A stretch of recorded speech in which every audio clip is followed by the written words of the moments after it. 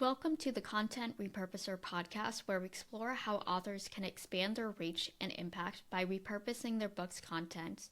I'm your host, Pooja Archanapalli, and today we're diving into the world of Elizabeth Gilbert and her book, Eat, Pray, Love.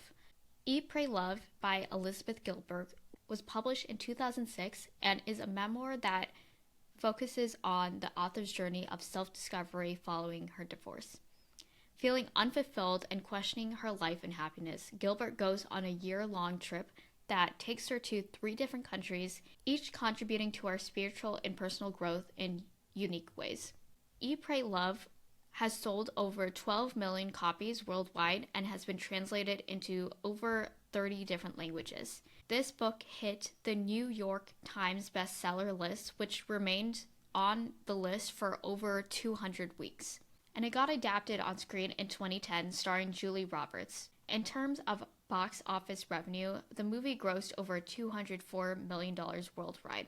On Rotten Tomatoes, the film had a 36% approval rating based on 210 reviews with an average rating of 5.2 out of 10. I can read a review that I saw on Rotten Tomatoes, and this review reads, "The scenery is nice to look at, and Julie Roberts is luminous as ever, but without the spiritual and emotional weight of the book that inspired it, Eat, Pray, Love is too shallow to resonate." So I know the result of the movie in 2010, based on the reviews, wasn't a huge success at the time that it was portrayed. Even though a lot of people showed up, it didn't feel like it wasn't a good enough experience for the people who read the book, because the book provided so much depth that the movie didn't have. However, even though the movie didn't have the best rating, a lot of marketing companies took advantage of the situation. So during the time that the movie launched, there was probably over 400 products available for the audience to choose from. So there was a lot of marketing companies creating gelato machines to floor rugs to Italian, Indian, and Indonesian themed merchandise, so consumers can have their own Eat, Pray, Love experience. There was also fresh, high-end beauty stores that spent over a year developing products in line with the movie, like perfumes promising a journey for the senses. The Home Shopping Network even ran a 72 straight hours of Eat, Pray, Love sales programming. Marketers were cashing in on a built-in audience that came from the book and the film. There was a quote that I really liked that was quoted by Professor Peter Seeley, and he was a graduate of Claremont Graduate University. "The marketing for Eat, Pray, Love really sets the new norm for future marketing. The extent of merchandising ties in and the depth of ties in really hits a new high.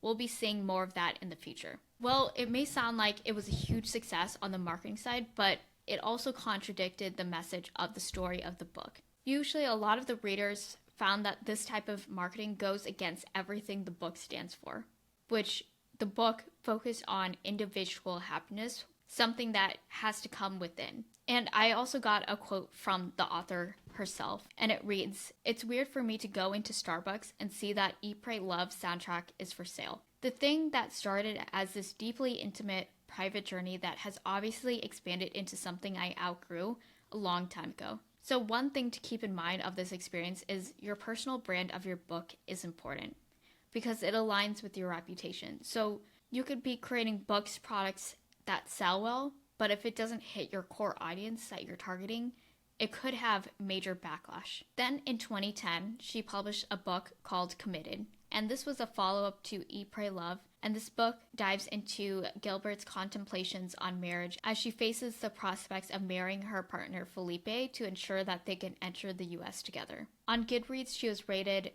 3.4 out of 5, and a lot of the reviews that were negative were expecting to feel similar to the book Eat, Pray, Love. But on Amazon, it was rated 4 out of 5, and it was really positive. And some of the readers were defending Gilbert, saying that it was not supposed to be like Eat, Pray, Love.